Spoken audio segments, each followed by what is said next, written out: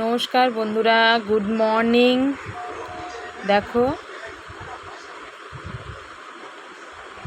আমি আজকে তোমাদের সামনে নিয়ে এসেছি ছোলার ডালের রেসিপি। আর তোমাদেরকে সবাইকে রূপা কিচেন হোমে স্বাগত। দেখো, আমি ছোলার ডালটাকে ভিজিয়ে রেখেছিলাম 6 ঘন্টা। তারপরে আমি প্রেশারে দিয়ে দিচ্ছি সেদ্ধ করার জন্য। দেখো, আমি সেদ্ধ বসিয়ে দিচ্ছি নুন দিয়ে, হলুদ দিয়ে। আমার সেদ্ধ হয়ে গেছে। দেখো, ডালটা এরমভাবেই সিদ্ধ করবে, গোটা গোটা করে, গলে না যায়, এদিকে একটু লক্ষ্য রাখতে হবে। এবার কড়াইতে আমি তেল নিয়ে নিলাম, তারপরে জিরে ফোড়ন দেব।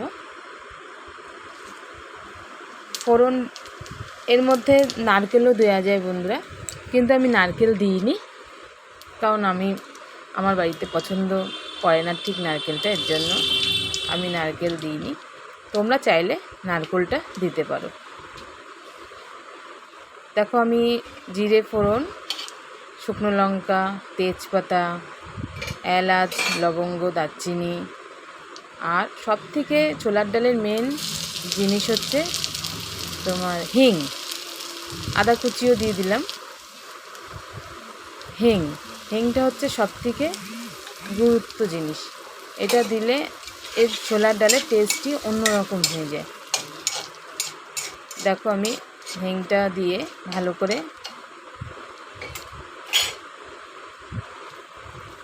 এবার কাঁচা লঙ্কা দিয়ে দিলাম। এবার আমি ডালটা ছেড়ে দেবো।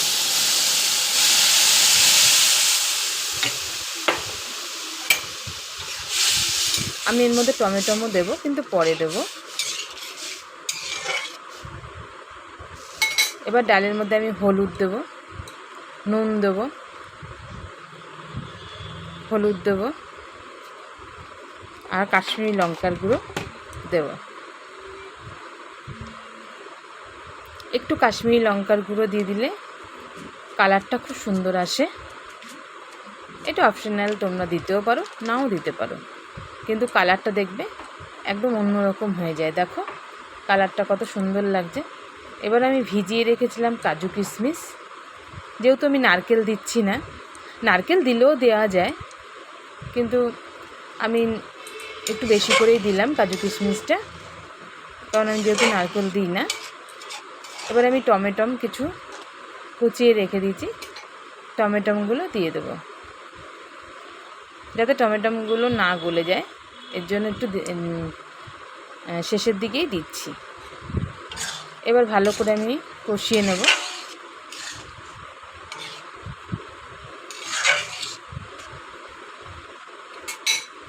দেখো, আমার একদম রেডি হয়ে গেছে ছোলার ডাল। তোমাদের আমার ভিডিওটা কেমন লাগছে অবশ্যই জানাবে, আর সাবস্ক্রাইব করতে কিন্তু একদম ভুলবে না।